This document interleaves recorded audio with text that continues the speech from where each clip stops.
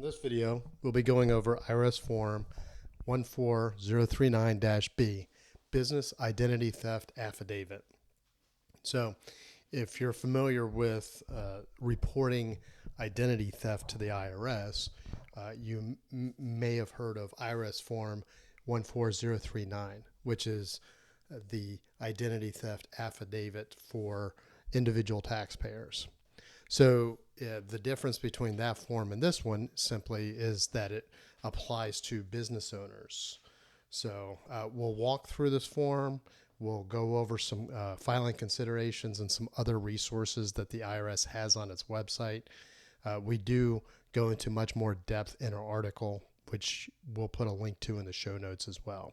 So you can find a lot of information on the IRS website. Right now, we're going to specifically with identity theft, how the IRS tries to help protect taxpayers, what you can and should expect from the IRS if you have to report your stolen identity, common scams, things of that nature. So we do put a lot of those links in our article, which I encourage you to check out at teachmepersonalfinance.com. If you type in IRS form 14039-B, you'll see our article pop right up. So there are 6 sections to this 2-page tax form. Let's briefly outline them, and then we'll go ahead and start at the top. So there's section A. You'll enter business information in section B. You'll enter information about yourself as the person submitting this form in section C. You'll enter an explanation or a reason for filing this form in section D. Section E contains supporting documentation. And finally, in section F, there's the signature. So let's go back to the top. Now you can select one of 2 reasons for filing this form. Now I've checked both of these because we'll talk a little bit about these, but you will complete or you will select one box or the other, not both. So the first box is for someone who is not a business owner, who has not applied for an employer identification number, but for some reason is receiving an IRS notice or has received IRS correspondence for an unknown business registered in his or her name with an assigned EIN. So this link right here, irs.gov / not my EIN, actually redirects you to another page of the IRS website that talks about things that you can do if this situation happens to you. So if you've received correspondence, you would enter the 9-digit EIN that is on your notice, and then you would skip section B. You would complete sections C, D, and F. So you wouldn't need to put information about your business, and you would not need to put supporting documentation about your business since you're saying that you don't have a business. So in this case, our hero John Doe actually does have a business, and he is going to complete check box 2, which basically says, I suspect that my entity, so this is a business identity theft affidavit, but it does cover business entities, estates, trusts, or exempt organizations. So it's basically any taxpayer status other than an individual that is not a sole proprietor. So in section B, you're going to enter your business information. So as I mentioned, Doe Enterprises is our John Doe's business structure. So you would enter the date that the entity was established. You can look at this on your articles of incorporation or whatever date your state registration has in its records.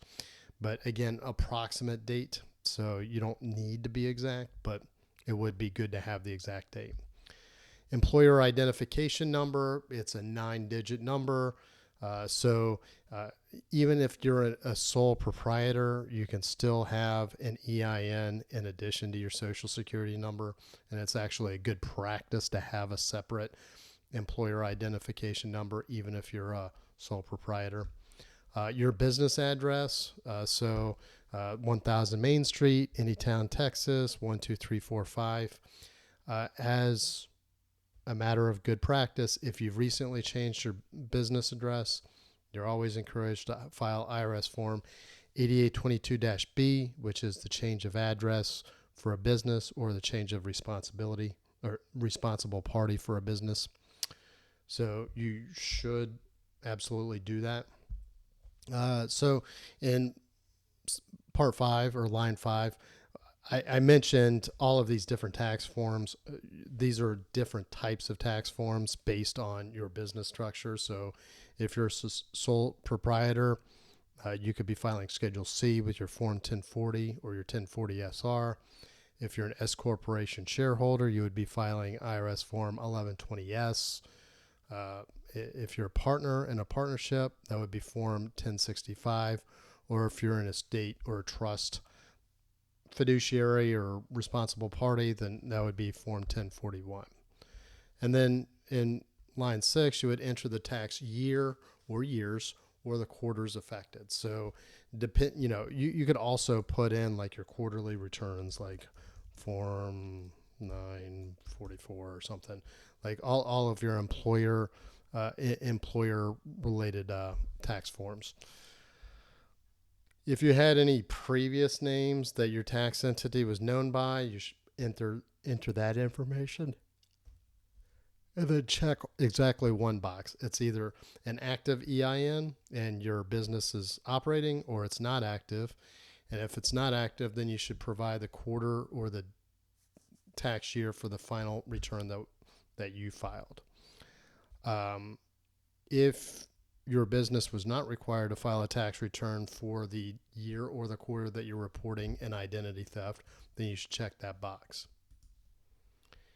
In section C, we're going to get a little bit more information about the individual submitting this form.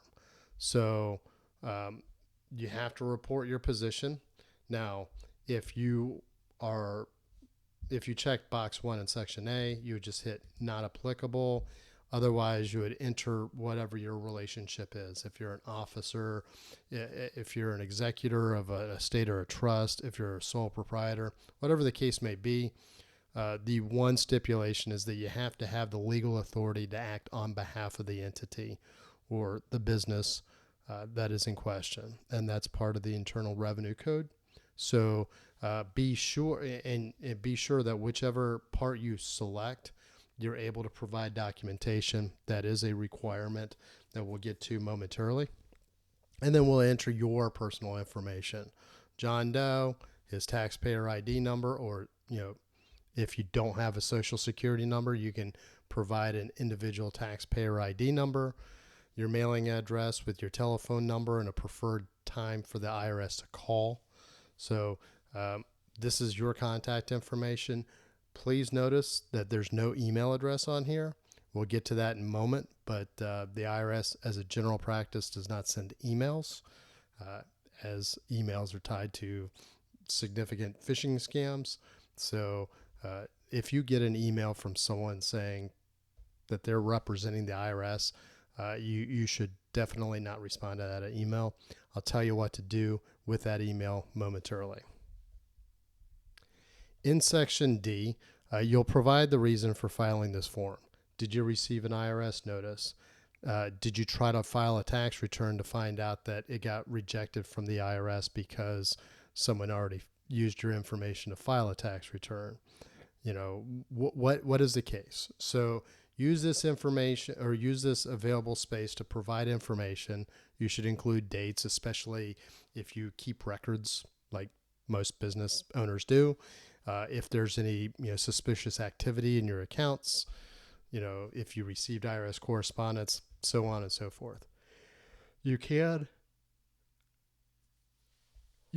add additional pages or attach information. If you needed to type out a couple of pages and attach them to this form, you can do that. The IRS generally doesn't like for taxpayers to staple forms together, but you can include it if you're going to mail this paperwork together. You can mail everything in the same envelope together. In section E, we're going to go over the supporting documentation. So in part one, if you know anything about the person or persons that are misusing your employer identification number or your name, if you filed a copy of a police report, you should provide that information. And then in part two, we're going to go over supporting documents.